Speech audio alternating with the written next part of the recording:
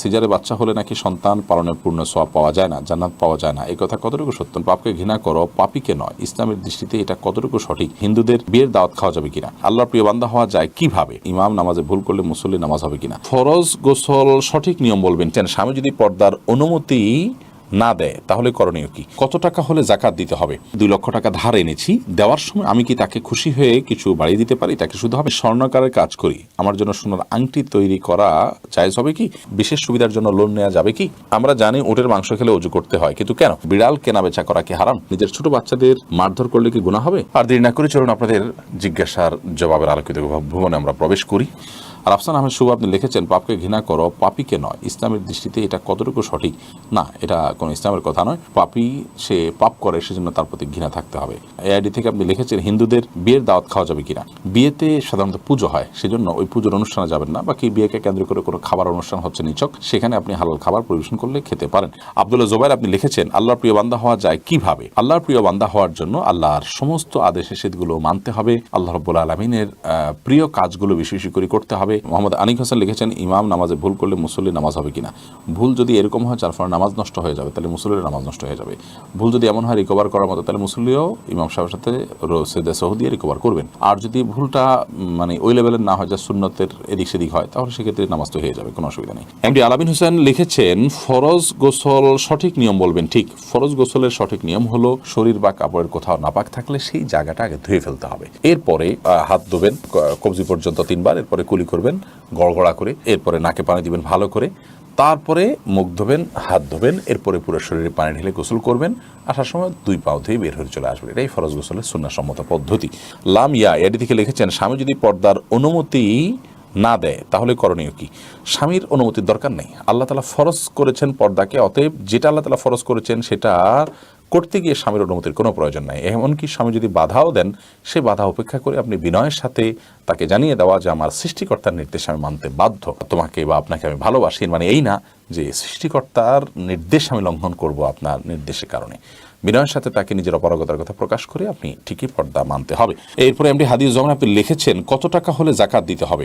জাকাত দিতে হবে 595 গ্রাম রূপা কেনার মতো টাকা থাকলে। 595 গ্রামের রূপার বাজার মূল্য কত দেখবেন, সেটা সম্ভবত 40-50 হাজার বা এর কম বেশি হবে। আমি এক্সাক্ট ফিগার বলছি না, জাস্ট আইডিয়া দিলাম। 1 লাখের নিচেই হয়ে যায় জাকাতের অর্থ যদি এই টাকা আপনার কাছে 1 বছর পড়ে থাকে, স্টে করে অবস্থান করে, তাহলে সেক্ষেত্রে 1 বছর পর আপনি এটা জাকাত দেবেন। আর যদি এর মধ্যে খরচ হয়ে যায় বা আপনি জমি কিনে ফেলেন বা এমন কোনো কাজে লাগায় ফেলেন যেটা জাকাতযোগ্য সম্পদ নয়, তাহলে সেক্ষেত্রে সেটা জাকাত আপনাকে দিতে হবে না। আয়ান ইসলাম আপনি লিখেছেন, আমি একজনের কাছ থেকে 2 লক্ষ টাকা ধার এনেছি, দেওয়ার সময় আমি কি তাকে খুশি হয়ে কিছু বাড়িয়ে দিতে পারি? তাকে শুধু হবে না, এটা শুধু হবে না, বরং একটা হাদিস দ্বারা এটাকে অনুমোদন করা হয়েছে। একটা হাদিসে নবী করিম সাল্লাল্লাহু আলাইহি ওয়াসাল্লাম এর জন্য নির্দেশনাও দিয়েছেন, কারদে হাসানা, কেউ আপনাকে দিয়েছেন লোন, আপনি পরিশোধ করার সময় আপনার নিজে থেকে কিছু বাড়িয়ে তাকে দিলেন, এটা জায়েজ আছে। তিনি এটার জন্য কোনো আশা করলেন না, অর্থাৎ তিনি পাবেন কি পাবেন না গুনাহখোর তার হয়তো মাথায়ও নেই, তিনি জাস্ট মূলটা পাবেন সে আশাই তার আছে। আপনিও দিবেন আগে থেকে এরকম কোনো চুক্তি তার সাথে করেননি, জাস্ট দেওয়ার সময় আপনি একটু বাড়িয়ে দিলেন, এটা কিন্তু সুদের অন্তর্ভুক্ত হবে না, এটা জায়েজ হবে ইনশাআল্লাহ বিইذনিল্লাহ। শাহনওয়াজ শেখ আপনি লিখেছেন, আমি স্বর্ণকারের কাজ করি, আমার জন্য সোনার আংটি তৈরি করা জায়েজ হবে কি? হ্যাঁ, করতে পারেন আপনি। সোনার আংটি তৈরি করতে কোনো অসুবিধা নাই, কিন্তু পুরুষদের জন্য স্বর্ণ পরা হারাম। বিধায় কোনো পুরুষ পূর্বে আপনি জানেন, তারপরও আপনি হেল্প করেন, তাহলে সেক্ষেত্রে তো আপনি গুনাহগার হবেন। আর এমনিতে আপনি আংটি তৈরি করেছেন, সেই আংটিটা যে কেউ পড়তে পারে, পুরুষ পড়তে পারে, নারী পড়তে পারে, এরকম অপশন আছে। তো সেক্ষেত্রে আপনি আংটি তৈরি করলেই যে গুনাহগার হয়ে যাবেন ব্যাপারটা সেরকম না, কারণ আপনি তো আর কাউকে ওই আংটি পড়ার ব্যাপারে আপনি নিশ্চিত না যেটা কি ছেলে পড়বে নাকি মেয়ে পড়বে, যার কারণে গুনাহ হবে না। হ্যাঁ, যদি এরকম থাকে যে আংটির মধ্যে ছেলে কোনগুলো পড়বে সেগুলো আপনার নিশ্চিত থাকে যেটা ছেলেরা পড়ে, আপনি ইচ্ছাকৃতভাবে সেই আংটি বানাচ্ছেন ছেলেরা যে আংটি পড়বে, তাহলে সেক্ষেত্রে আপনি গুনাহগার হবেন। পশ্চিম বাংলা থেকে বলছি, কৃষি লোন না নিলে সরকারি সুযোগ সুবিধা পাওয়া যায় না, বিশেষ সুবিধার জন্য লোন নেওয়া যাবে কি? দেখুন, কৃষি লোন যদি না নেওয়া হয় তাহলে সেক্ষেত্রে সরকারের সুযোগ সুবিধা না পাওয়া গেলে সেটাকে বর্জন করবেন। তারপরে সুদ ভিত্তিক লোন নেবেন না। সুদ আল্লাহ তাআলার জমিনে হারামের তালিকার মধ্যে সবচেয়ে ভয়াবহ একটি বিষয়, যার ব্যাপারে আল্লাহ তাআলা যুদ্ধের ঘোষণা করেছেন, যেটার ভয়াবহতা এরকম মারাত্মক যে সেটার 70টা খারাপ দিকের মধ্যে অত্যন্ত সাধারণ একটা খারাপ দিক হলো নিজের মায়ের সাথে জানার মতো। কত জঘন্য বিষয় চিন্তা করেন, যার জন্য শাস্তি বারজাখ থেকে, কবর জগৎ থেকেই শুরু হয়ে যাবে। নবী করিম সাল্লাল্লাহু আলাইহি ওয়াসাল্লামকে আল্লাহ তাআলা দেখিয়েছেন তার রূপ এবং আপনার চিত্র। জাহান্নামে তার শাস্তির ধরন কি বিস্তারিত বিবরণ উঠে এসেছে। কিয়ামতের দিন হাদিসে আসছে নবী করিম সাল্লাল্লাহু আলাইহি ওয়াসাল্লাম বলেছেন, কিয়ামতের দিন আল্লাহ রাব্বুল আলামিন এর পক্ষ থেকে বলা হবে যে কই তোমার হাতিয়ার নিয়ে প্রস্তুত হও যুদ্ধের জন্য, তুমি যে সুদখোর। তো এই জন্য আপনি কৃষি লোন না নিলে যদি কিছু সুযোগ সুবিধা থেকে বঞ্চিত হন, তো সেই স্যাক্রিফাইসটা আল্লাহর জন্য করবেন। আপনার কিছু ক্ষতি হবে, তার বিনিময়ে আল্লাহর কাছে আপনি আজার পাবেন ইনশাআল্লাহ বিইذنিল্লাহ। মোহাম্মদ আলামিন রুবেল লিখেছেন, আমরা জানি উটের মাংস খেলে ওযু করতে হয়, কিন্তু কেন? কোনো কারণেই হাদিসে কোনো নির্দেশনা থাকলে সেই নির্দেশনার কেন আমরা জিজ্ঞেস করা, এটা আমাদের জন্য কেন আমরা জানতে পারা, এটা আমাদের জন্য জরুরি বা আবশ্যক নয়। আল্লাহ রাব্বুল আলামিন কোনো নির্দেশ করলে, আল্লাহ রাসূল সাল্লাল্লাহু আলাইহি ওয়াসাল্লাম কোনো নির্দেশ করলে, আমি তো আল্লাহর গোলাম। আল্লাহর নির্দেশ নিষেধের সব রহস্য যদি আমি বুঝে যাই, তাহলে আর আমার সৃষ্টির সাথে স্রষ্টার কি পার্থক্য, দাসের সাথে মালিকের কি পার্থক্য, এটা হলো বড় কথা। এর বাইরে আপনার এটা নিয়ে ফুকাহার মধ্যে মত পার্থক্য আছে। অনেক ফকিহগণ বলেছেন এখানে ওযু করা বলতে ভালো করে হাতটা ধোয়ার কথা বলছেন, চর্বি টর্বি অনেক বেশি থাকে সেজন্য। অনেকে বলেছেন এটা রহিত হয়ে গেছে, অনেক ফুকাহা বলেন যে না, রহিত হয়নি, এখনো ওটের গোশত খেলে ওযু করতে হবে। এর সুপ্ত অনেক কারণের কথা অনেক ওলামা কেরাম বলে থাকেন, সেই দিকে আর আমি যাচ্ছি না বিস্তারিত।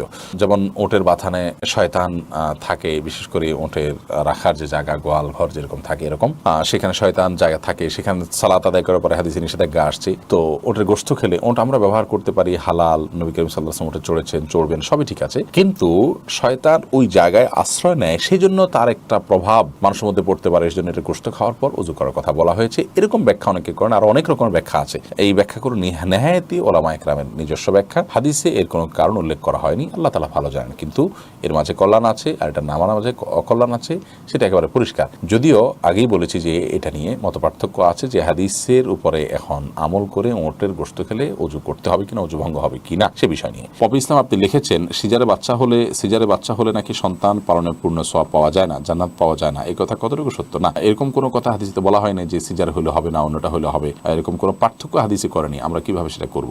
অপরিচিত আইডি থেকে আপনি লিখেছেন, বিড়াল কেনাবেচা করা কি হারাম? বিড়াল কেনাবেচা করা হারাম নয়, বিড়াল কেনাবেচা করাকে মাকরুহ বলা হয়েছে। নবী করিম সাল্লাল্লাহু আলাইহি ওয়াসাল্লাম বিড়ালের কেনাবেচার টাকা খেতে নিষেধ করেছেন, নিষেধ করেছেন, কিন্তু নিষেধাজ্ঞার মাত্রাটা হারামের লেভেল পর্যন্ত না, অপছন্দনীয় লেভেলে, অর্থাৎ এটা নাজায়েজ, কিন্তু নাজায়েজের মাত্রাটা হারাম পর্যন্ত না, অনুচিত বা বেঠিক কাজ, ভুল কাজ, গুনার কাজ, কিন্তু গুনাটা কবিরা গুনার পর্যায়ে না। যদিও আমরা বলেছি এর আগে যে বিড়াল, আজকাল অনেক প্রশিক্ষিত বিড়াল পাওয়া যায়, বিশেষ পারপাস সার্ভ করা হয়, সেগুলোকে বিশেষভাবে প্রশিক্ষণ দিয়ে লালন পালন করা হয়, অনেক কাজে আসে। তো সেগুলোর পেছনে যদি ইনভেস্ট আছে, সেগুলোকে বা এই বিড়ালগুলো কেনাবেচাকে অনেকগুলো জায়েজ বলেছেন। আর এমনি সাধারণভাবে বিড়াল কেনাবেচার হাদিস যেটা নিষেধাজ্ঞা আছে, সেটার বিভিন্ন রকম ব্যাখ্যা দিয়ে অনেক ওলামা একরাম সেটাকে জায়েজ বলেন। ব্যাখ্যা দিয়ে জায়েজ বলেন মানে এই না যে সে নিজের মন গড়া ব্যাখ্যা দেন, তারা মনে করেন যে এটা ব্যাখ্যা আছে। তো এর সপক্ষে মত আছে, কিন্তু জমহুর আমাদের মত হলো সাধারণ বিড়াল কেনাবেচা করা মাকরুহ। মিম আইডি থেকে আপনি লিখেছেন, নিজের ছোট বাচ্চাদের মারধর করলে কি গুনাহ হবে? মারধরটা যদি হয় একেবারেই অল্প স্বল্প, জাস্ট শাসন সুলভ, তাহলে সেখানে অসুবিধা নেই। কিন্তু যদি মারধর হয় সীমা লঙ্ঘন করে শিশুর প্রতি নির্যাতনের লেভেলে চলে যায়, তাহলে সেক্ষেত্রে অবশ্যই গুনাহ হবে। কারণ মা বাবাকে শিশুর মালিক বলে বানিয়ে দেওয়া হয় না যে তারা শিশুর উপর অত্যাচার করতে পারবেন, সে সুযোগ কিন্তু মা বাবারও নাই। অতএব শিশুকে যদি এত বেশি মারা হয় যেটা অত্যাচারের লেভেলে চলে যায়, তাহলে সেটা জায়েজ নয়। শাসনের প্রয়োজনে যতটুকু মারা যায় ততটুকু মারতে হবে।